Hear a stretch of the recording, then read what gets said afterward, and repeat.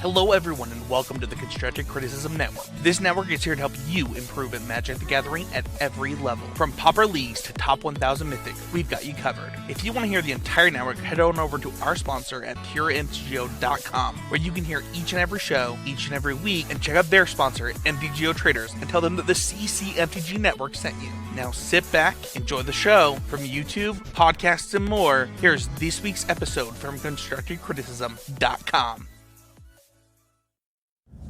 Hello, everyone. It is 6:05 p.m. Thursday, October 22nd, 2020. And we're finally making some headway into this year, aren't we? And that means it is time for this week's trip down the Homeward Path. This is episode 91. But before we dive in, I've got some questions. Are you a fan of Magic the Gathering? I mean, I guess probably so, since you're listening to, a podcast about it. Is there something else going on in your life that takes precedence over your ability to play Magic, your gaming time? Is there something else that's more important? We don't have aspirations for the Pro Tour. We're just trying to decompress after a rough week, whether it's a partner, children, grueling job or career, all of the above, some of the above, whatever it may be. Are you still trying to improve at Magic? Despite all of that.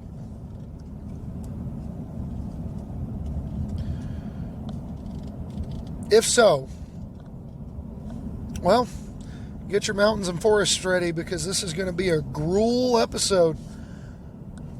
Let's look at the 3 B's of self-improvement in Magic: budgeting, brewing, and breaking bad habits, once we get the corporate chilling out of the way. Reminder that we are brought to you by PureMTGO.com. PureMTGO.com is one of the largest depositories of Magic content on the web. They do a fantastic job. All the creators, there's all kinds of content from all different corners, all kinds of formats, all kinds of styles of decks, jank, competitive, everything in between. Check it out. While you're on the web, head over to our parent network at ConstructiveCriticism.com. If you're not doing that, I don't know what you're doing. I mean, they're great, and you should pay attention to them. As the intro said, from Pauper Leagues to Top 1000 Mythic. I'll figure out my English in a minute. We got you covered. And speaking of got you covered, if you want to get me covered, you can head over to patreon.com/HomewardPathMTG. This show's always going to be free. But if you like what we're doing enough to help us keep doing it, head over there, become a patron, and take advantage of your rewards. Without further ado, let's dive into our first segment. Our first segment every week is a Budget Spotlight. We're just going to kind of breeze through this week because I really want to start. I'm foaming at the mouth to talk about Gruel. But Budget Spotlight, the uncommon for this week is Brushfire Elemental at every bit of a quarter. For those of you who don't know, Brushfire Elemental is a red and a green for a 2/2 haste. Can't be blocked by creatures with power 2 or less. And landfall +2/+2 till end of turn. And there's a little bit to unpack there, right? It's efficient, and it has synergy that matters in several places because A, it's a 2-drop creature. It's Gruel colors. It's 2 power creature for things that care about that, whether in the hand, on the battlefield, or in the graveyard, and then it can get bigger. But perhaps most importantly, given the situation that we're, given what we're talking about here, what its ability is, it's an elemental, which means you can curve it into Risen Reef or Risen Reef into it.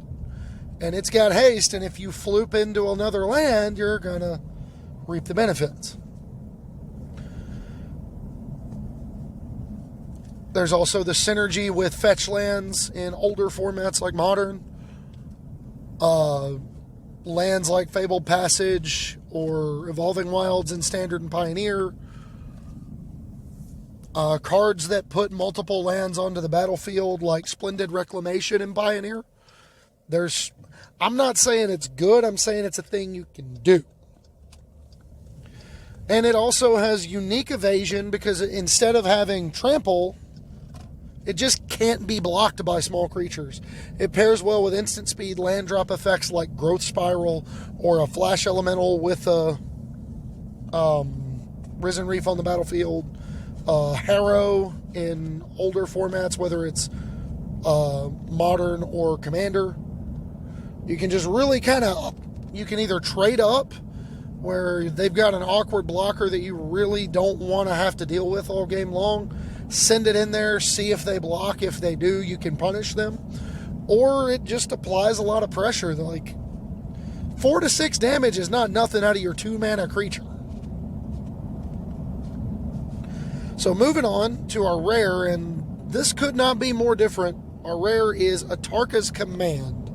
And Atarka's Command comes in high here at $5. It's at the top of what I would normally consider our budget range for a card that you're primarily going to play in 60 card formats and 4 copies. But it turns out it's really, really, really, really good. For those of you who don't know, it is red and a green, instant, choose 2 modes, and it's target player players can't gain life this turn, deal 3 damage to each opponent. Creatures you control get +1/+1 and reach until end of turn. And I can never remember the last mode.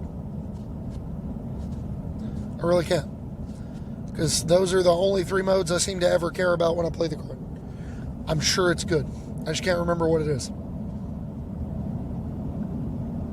I don't know. Anyway, modal spells make me happy, particularly in a color combo that's not known for them. Gruel is not exactly flush with options when it comes to spells. You've got charms, you've got Atarka's Command, you've got the original command, the monocolored command cycle from Lorwyn. But beyond that, there's not really ever been like a ton of modal spells, and in particular, very few that let you choose 2 modes. Upping the customization of the cards. The range of modes offers flexibility where it really shouldn't exist. A good case in point is the ability to, against a life gain deck, use it as a Skullcrack to shut off their synergies, while at the same time against a regular creature mirror where you're trying to push for game, you just send them in there and go 3 upstairs, pump the team.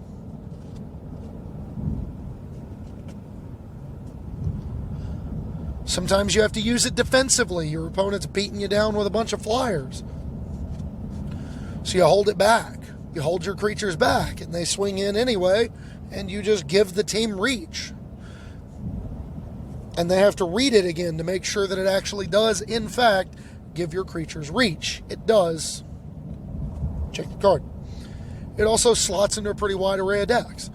In its heyday, it was the namesake behind the Atarka Red deck in Standard, where you wanted to use it in a go wide deck, but it's also relevant as just extra copies of Skullcrack in Burn, if that's something you're in the market for.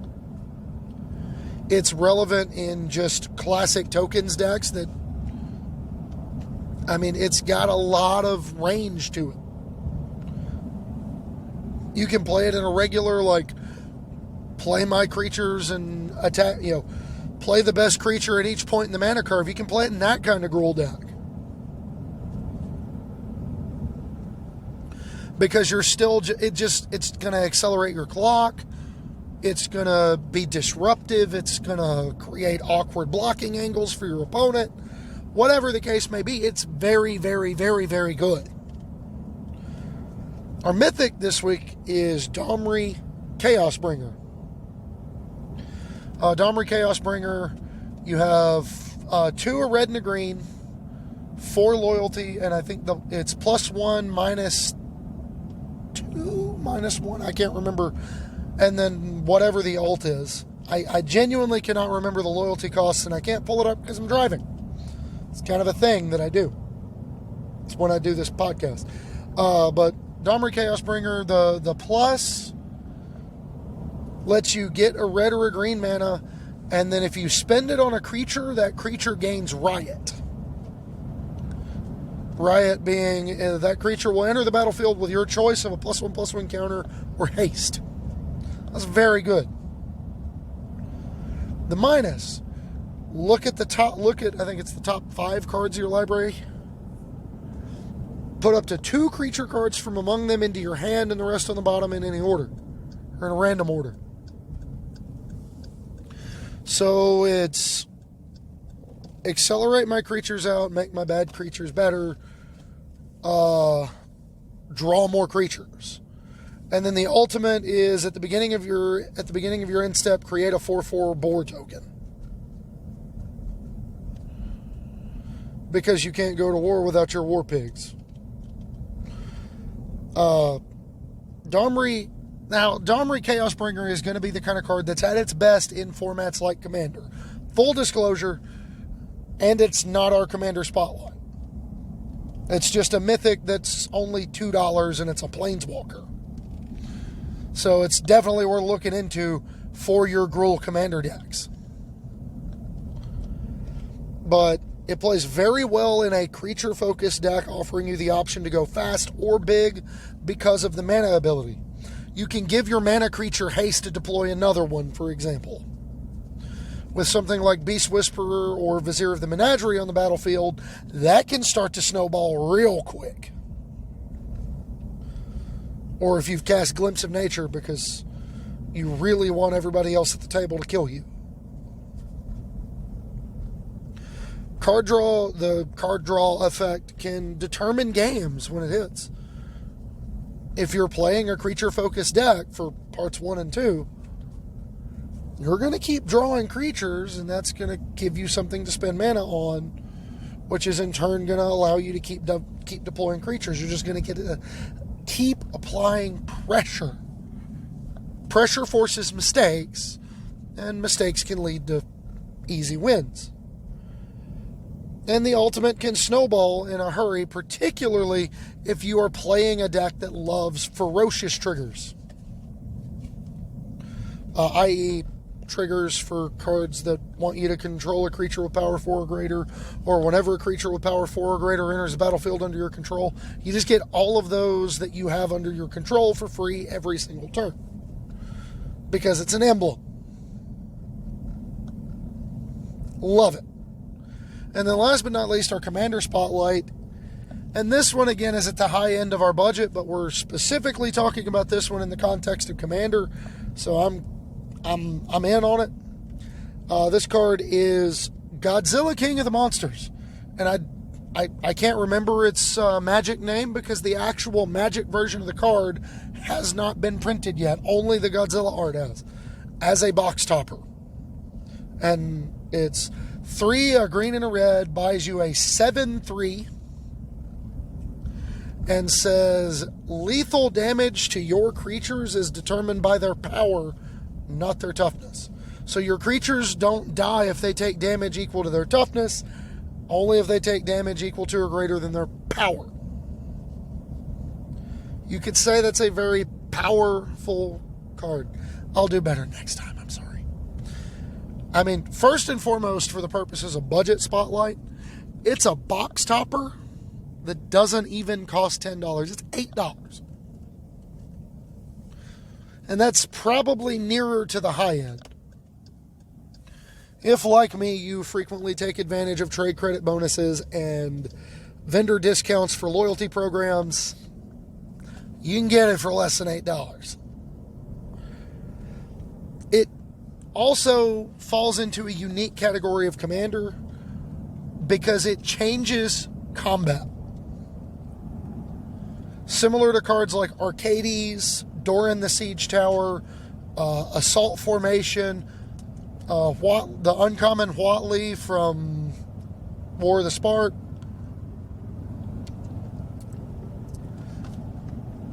It doesn't go to that extreme to where only your toughness matters or only your power matters, but it kind of goes to that extreme.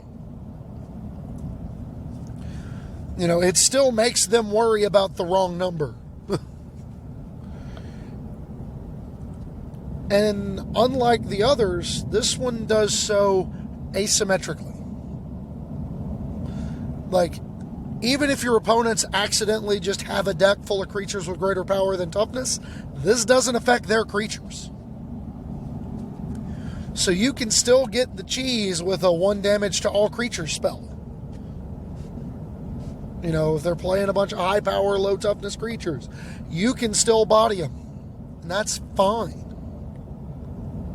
And, last but not least for Godzilla, it represents what is ostensibly one of the most unique Gruul commanders. And in a format like Commander, where everybody's tried everything at least once, having one of them that just feels different, just hits different, it's not nothing. And not for nothing, but, Unleash Fury plus Teamer Battle Rage is lethal commander damage. Because you make it 14, and then you give it double strike. Kills them in 1 hit. Pretty cool. But moving on, it's time for our second segment, which is our Brew of the Week. And this week's Brew of the Week is in Pioneer, and it is one that I've talked about before on the old Writing in Cars with Cards show. But this is Gruel Blitz. And I don't have the concrete list on me. I actually haven't updated it in a while, but I've got ideas on what I want to do for that. But the core of the strategy is to deploy Pelt Collector and or Experiment 1 and just kind of cheese all over your opponents by playing, Pelt Collector or Experiment 1 on turn 1, Burning Tree Emissary into a 3-power creature on turn 2. Allows you to attack for 3 right away. Or you can just get the nuts where you go Pelt Collector or Experiment 1 on turn 1. On turn 2, you play, a Zerta Goblin or an Earthshaker Kenra or a Robber of the Rich, some kind of 2-power haste creature. Attack them for 4, untap on turn 3, and then go Burning Tree, Reckless Bushwhacker.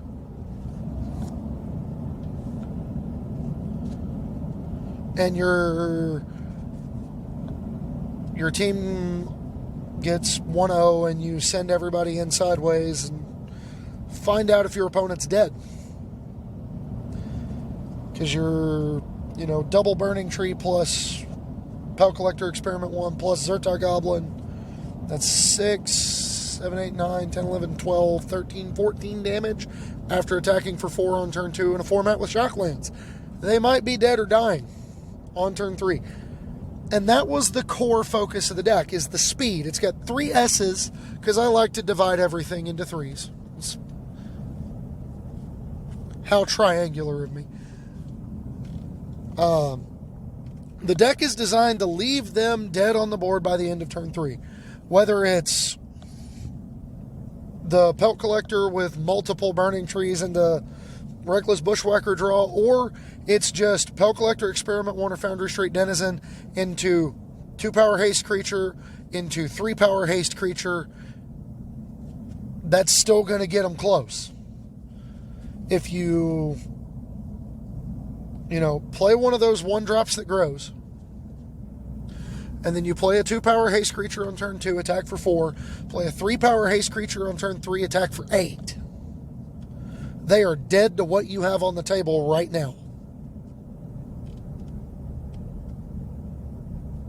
Right now. Like, whether that 3-drop is On-Crop Crasher or Gruul Spellbreaker, or any other 3-drop haste creature that you want to play in your Gruul Blitz deck. All of them get the benefit with the way this deck is designed. Pelt Collector Experiment 1 curving into increasingly large haste creatures, supplemented by Bushwhacker effects, is a really solid plan A. But more than that, it's got size. You can sideboard for the fast aggro mirror by boarding into Bone Crusher Giant and Lovestruck Beast, allowing Pelt Collector or Experiment 1 to get to 4+ power reliably.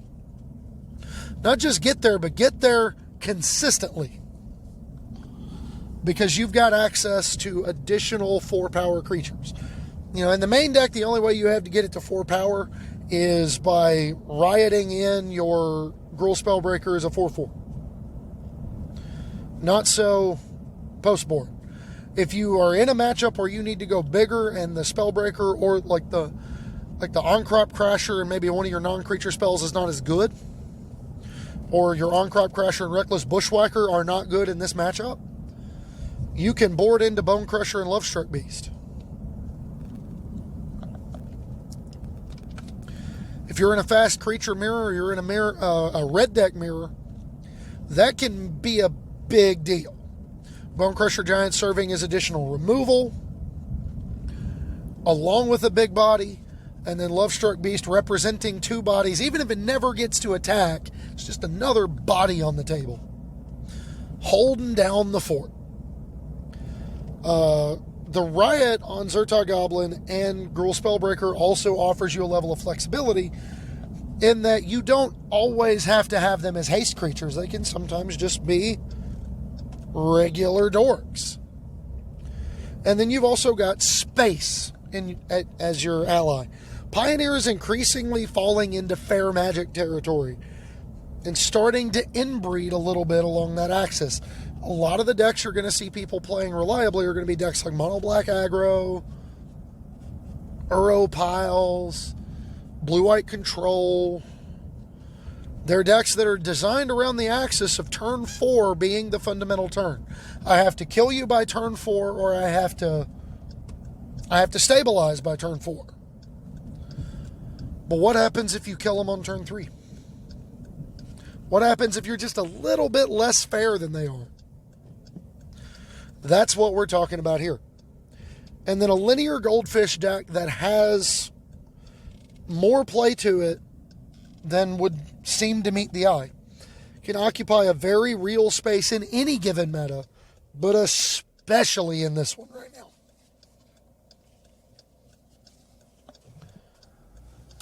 I mean, not Gruul then die, right? Right? Speaking of which, let's go on to our main topic. I started the series last week with talking about the color combinations. We started with Rakdos. Ultimately, I decided to just continue around the color wheel. So the next color combination around the wheel from Rakdos would be Gruul, because you take the red from Rakdos and go one more over and you get green. So we're talking about Gruul this week, in case you hadn't already guessed by the episode title and all the Gruul cards we've talked about to start things off. So who are the Gruul Clans when it comes to the lore of Magic the Gathering? The Gruul Clans were introduced in 2006, February 2006, in the Guild Pact expansion. Second set in the original Ravnica block. It was the 5th Magic set that I had ever bought cards from as they released. And when I say bought cards, I mean like 3 or 4 booster packs at Walmart, and then I had to trade for everything else. But that's a whole other thing that we'll get into later on a different episode, like 9 weeks from now. But within the realm of the lore, the actual clan, the guild, the Gruul Clans guild, are portrayed as barely organized in any fashion and seen as violent, aggressive, anarchist thugs whose sole purpose is to endanger the established order, at least in the eyes of your average Ravnican citizen.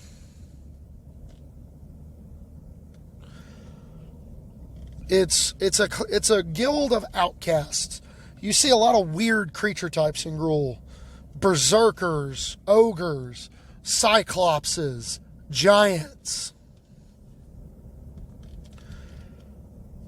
But when we're talking about red and green, what are the overall strengths of them when it comes to putting those two colors together in Magic? You get efficiently costed threats, because when you mix red's propensity for speed with green's propensity for size, you get a lot of nonsense. A lot of nonsense. Particularly in the 3 to 5 mana range. You get a lot of really, really good creatures in red and green. By that same token, you get a lot of excellent mid-range creatures, whether it's just efficiently costed threats like, well, Rekindling Phoenix, Hazoret the Fervent, Ronus the Indomitable, big hulking creatures for their mana cost with a lot of words on them, Questing Beast, Lovestruck Beast, Bone Crusher Giant, whatever. You also get value creatures in red and green, where really we shouldn't get them. I mean, if I'm being honest. But we get, the green draw a card creatures, or we get the red exile a card from the top of your library and be able to cast it until end of turn creatures. Defensive body creatures that provide some sort of benefit. You get overall high card quality for proactive decks, because red and green independently are not particularly interested in super long games. And when you put them together, they just don't even know what they are.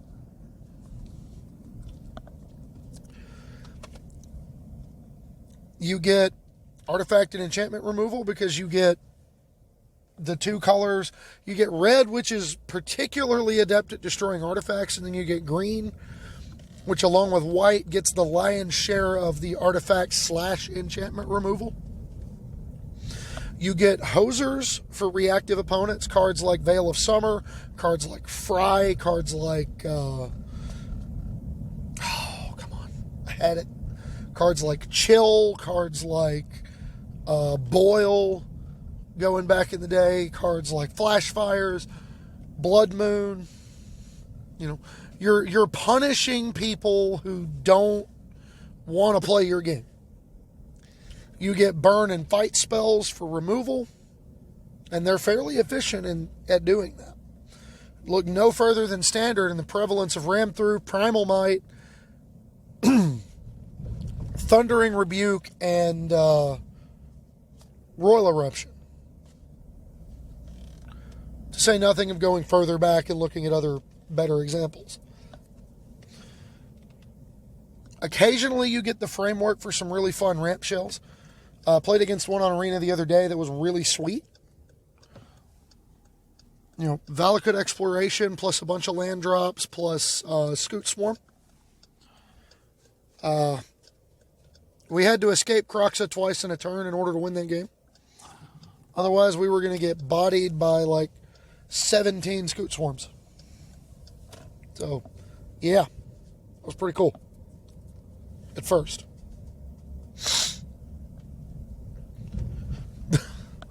Occasionally, it's also an unorthodox source of combo aggro from time to time. Decks like the Become Immense plus Tamer Battle Rage, decks of Con Standard, you get random pump spell aggro decks every now and then. Some of the early Infect builds were Gruel, because they didn't want to play Blighted Agent.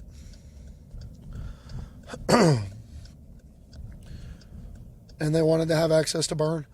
And then most recently you have a deck like Electrostatic Pummeler, which is a really good example of combo aggro.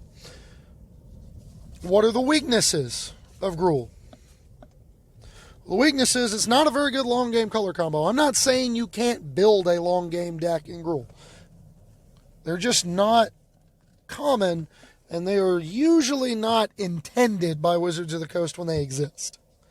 There's also not a ton of real evasion available. There's mainly Trample, First Strike, and Haste. Sometimes Double Strike in combination with any of those. And while you're reasonable enough at removing creatures with burn and fight spells and just having bigger creatures, you have a lot of problems removing planeswalkers. Like a lot of problems. And last but not least, for weaknesses, Gruul decks rarely are built around synergy so much as they are just like reasonable piles of good Magic cards. Because, frankly, the color combo, despite all the love it's gotten over the years, doesn't really do anything together that Wizards wants to really push. They're usually board dominant strategies, and you just end up playing the cards that are independently good. Mechanical identities. You have the 3 printed guild mechanics from original Ravnica block, Return to Ravnica block, and Guilds of Ravnica pseudo block. You have Bloodthirst from the original. It ended up becoming more of an evergreen mechanic. Whenever an opponent has lost life this turn, this creature enters the battlefield with X +1/+1 counters on it, where X is the number that appears after Bloodthirst. This was most famously used, at least in its time in Standard, on Scab Clan Mauler, which was a red and a green for a 2/2 that entered the battlefield. It was a Bloodthirst 1, and it had Trample. Remember back in the days when a 2-mana 3/3 Trample was a really, really, really good creature? Pepperidge Farm remembers. Return to Ravnica block saw the return of Gruul and their new mechanic, Blood Rush, where you could pay mana, discard the creature, the card from your hand, and gain an effect. Typically in the form of pumping your creature and giving it some form of ability, or what have you. But that was the idea behind Blood Rush, was to get, you were going to lose this thing anyway, I'm just going to throw it at you and get it out of there. I'm going to hurt you with it. And then most recently with the Riot mechanic in Ravnica Allegiance. And Riot will go down as my favorite Gruul mechanic because I love choices. Creatures with Riot enter the battlefield with your choice of haste or a +1/+1 counter. So you can go big, or you can go fast, or you can work it so you get both. Multiple instances of Riot let you choose twice, so you can get both. Or you can get, double +1/+1 counters. Or you can get super haste. No, you can't. That's not a thing. Closest thing to super haste was dash. We don't want to talk about it. Frequent themes are power 4 or power X or greater, fight, recursive, card advantage, neutral auras, first strike, trample, and haste, just all over the creatures.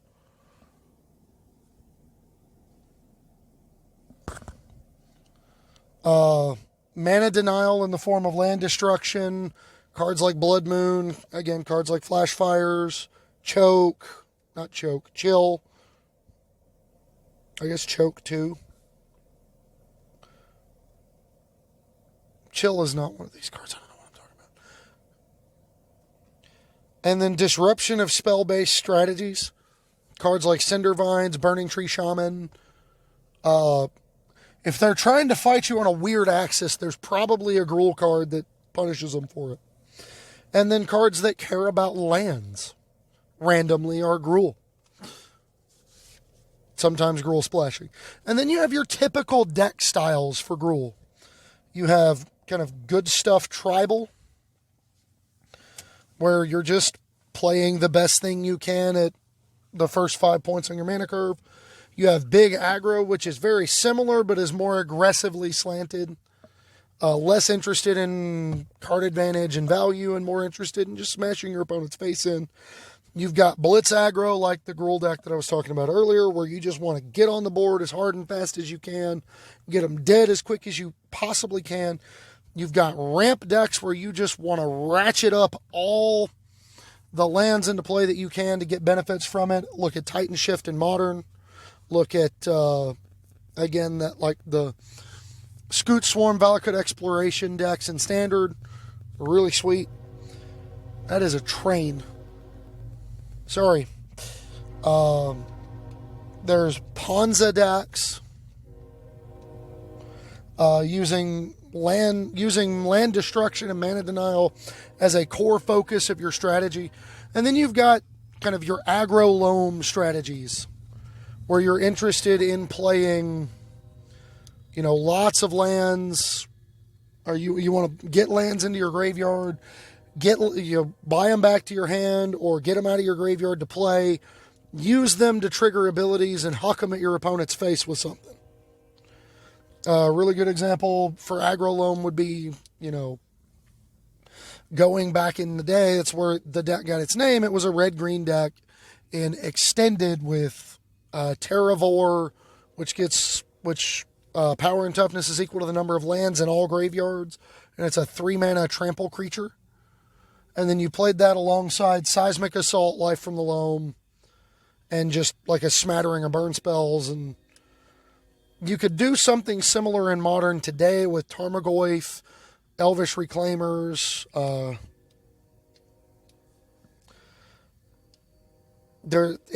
I haven't sketched the idea out much further than concept, if I'm being honest. But with all that being said, all that out in the open, that's all I've got for this week. So I hope you enjoyed. We will be back next week to talk Selesnya. And I look forward to continuing this series. Selesnya is going to be a hard one because I've never been particularly fond of it, if I'm being honest. So it's going to be interesting to do a deep dive on it when I've barely played it. But got questions, comments, concerns, send them on Twitter at HomewardPathMTG. On Facebook, my name is Adam Spain. On the Facebook group, the Homeward Pathfinders.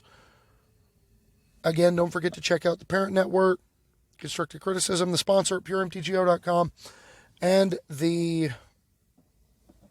patron, if you want to become a patron, patreon.com/HomewardPathMTG. And with that, I can't help but feel the need to reiterate what I've been saying for months.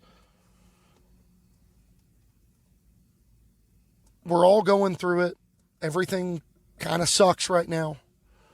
So, when you're dealing with the people in this community or any community, never be cruel, never be cowardly. Remember that hate is always foolish, love is always wise. Always try to be nice, but never fail to be kind. So, laugh hard, Gruel smash, and be kind. We'll catch you next week.